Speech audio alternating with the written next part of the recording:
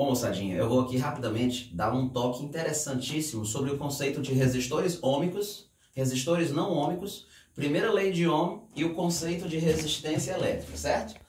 Veja só, a definição de resistência elétrica é simplesmente essa. U sobre I. Professor, se eu quiser calcular a resistência elétrica de um condutor, o que eu vou fazer?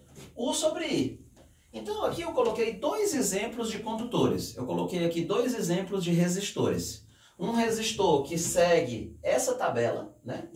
Ele segue essa tabela, ele segue, portanto, essa função característica, que é essa função que eu usei para fazer essa tabela, e é essa função que eu usei para fazer esse gráfico.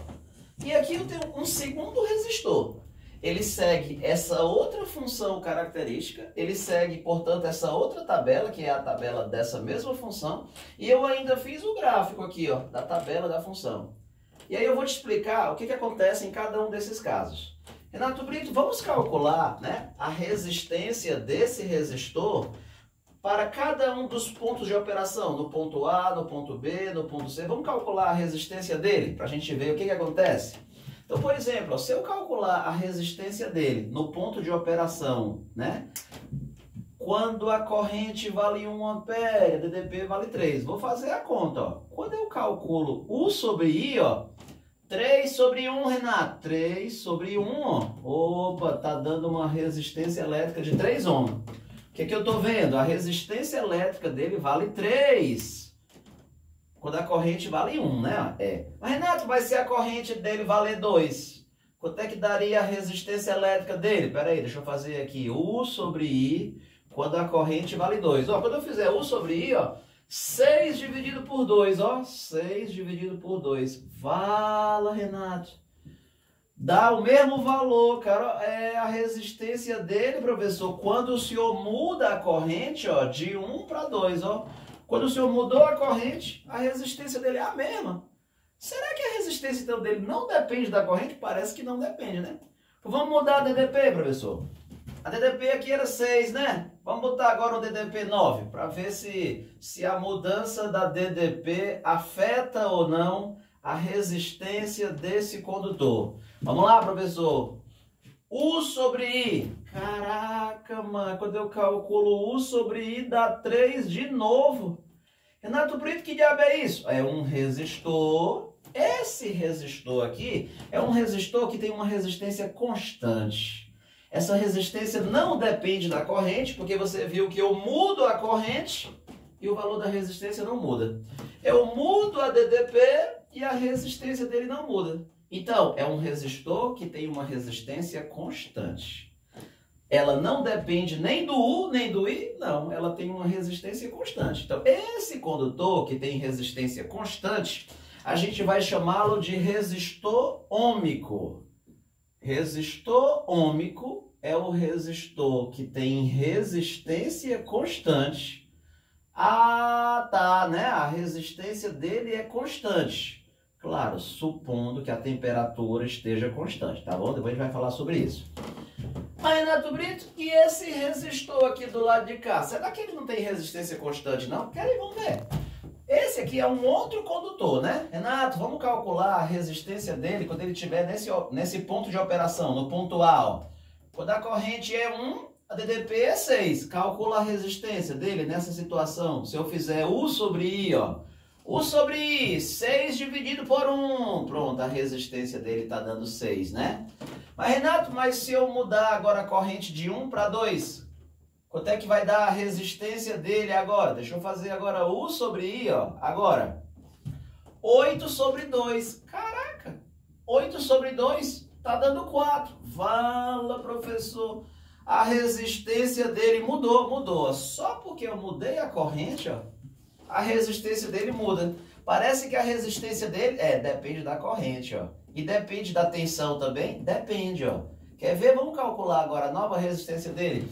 Quando a DDP era 8 e passou a valer 12, quanto é que dá a resistência dele, professor? Agora o senhor vai mudar a DDP, né? Na verdade eu estou mudando tudo, né? 12 dividido por 4. Caraca, mano. 12 dividido por 4 vai dar 3. Pronto. Esse resistor aqui, ó, ele não tem resistência constante. Então, o resistor que não tem resistência constante, ele é um resistor não ôhmico. Ah, tá. Esse resistor, ele é não ôhmico. Então, a gente fala isso, que ele é não ôhmico.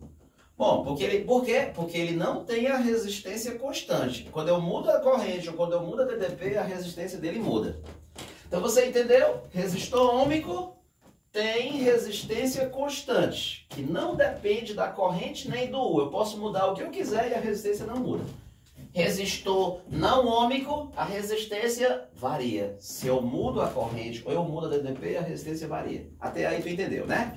Renato Brito, a definição de resistência elétrica, ela serve para eu usar em qual tipo de resistor? Ôhmico ou não ôhmico? Não, serve em qualquer um. A definição de resistência elétrica é geral, serve para qualquer tipo de resistor. Mas nos resistores ôhmicos, a resistência é constante, tá bom? Muitas pessoas confundem a definição de resistência elétrica com a primeira lei de Ohm. Tu pode perguntar para qualquer pessoa, ei, o que é a primeira lei de Ohm? U igual a RI. Não. U igual a RI, cara, não é a primeira lei de Ohm, não. O que é U igual a RI? Cara, U é igual a RI, ó, é a definição de resistência elétrica. Não é a mesma coisa, ó? É a mesma coisa. Então, U igual a RI não é a primeira lei de Ohm. Professor, o que é a primeira lei de Ohm? Só para eu saber. Pronto. A primeira lei de Ohm, basicamente, ela diz o seguinte, ó. Existe uma classe de resistores que tem resistência elétrica constante. Independente da DDP ou independente da corrente, a resistência desse resistor é constante. Pronto. Essa classe de resistores nós vamos chamar de resistores ôhmicos. Então a primeira lei de Ohm só serve para definir o quê? O conceito de resistor ôhmico. É simplesmente isso. Então a primeira lei de Ohm diz o seguinte, ó, existe uma classe de resistores que esse quociente U sobre I, ó, U sobre I, U sobre I, U sobre I, né? Esse quociente é sempre constante. E essa constante eu vou chamar de R, que é a resistência dele. Então, basicamente, essa é a primeira lei de Ohm. Ela diz que existem resistores ôhmicos. A curva característica, que é o gráfico ó, da função U em função do I. A curva característica de um resistor ôhmico, ela sempre vai ser uma reta que passa pela origem. E se o resistor for não ôhmico, como é que vai ser o gráfico U em função do I? É qualquer coisa que não seja uma reta que passa pela origem. Mas, Renato, então o resistor ôhmico é aquele resistor então, que tem uma resistência constante, né? Mas essa resistência aqui, ela poderia mudar? O que mudaria o valor dessa resistência do resistor ôhmico? Pronto. O resistor ôhmico, além dele ter uma resistência constante, a resistência dele pode ser calculada. Como é que eu calculo a resistência de um resistor ôhmico? Pronto, aí vem a segunda lei de Ohm. A segunda lei de Ohm só se aplica para resistores ôhmicos. Do que depende a resistência de um resistor ôhmico? Eu já vi que ela não depende da corrente, eu já vi que ela não depende da DDP. Ela é constante, ela não depende disso. Mas ela depende do quê? Ah, depende do Rho, tu se lembra disso?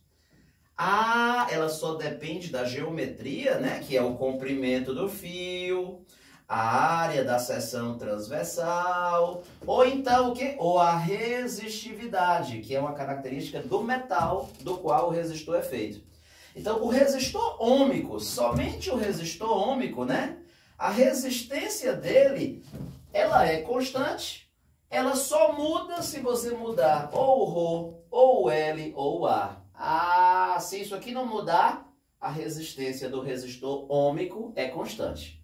Então isso daqui só serve para o resistor ôhmico, chama-se a segunda lei de Ohm. Ela calcula a resistência elétrica do resistor ôhmico. Ah, professor, mas eu ouvi falar que esse Rho varia com a temperatura. Ah, a resistividade, né? É verdade. A resistividade de alguns metais, ela varia com a temperatura e a gente considera numa pequena faixa de variação que ela é aproximadamente linear.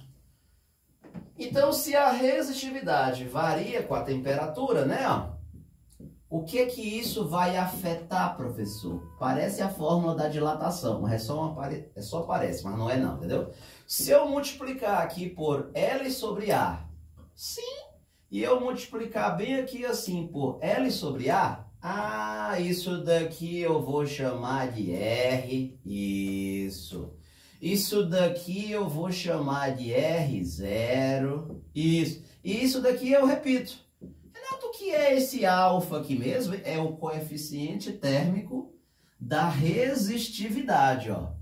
É o coeficiente térmico da resistividade, esse alfa aqui. Não tem nada a ver com dilatação térmica. Isso aqui tem a ver com dilatação. Não tem nada a ver com dilatação, não. Professor, é porque o meu professor disse que quando o resistor se dilata, a resistência muda por causa da dilatação térmica. Eu vou te explicar que isso não é verdade. Sabe aquele negócio de L é igual a L0, 1 mais alfa, variação da temperatura, né? Ó, que tem aqui o coeficiente de dilatação.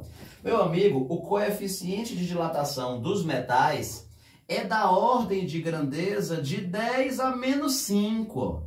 É muito pequeno, pode olhar na tabela.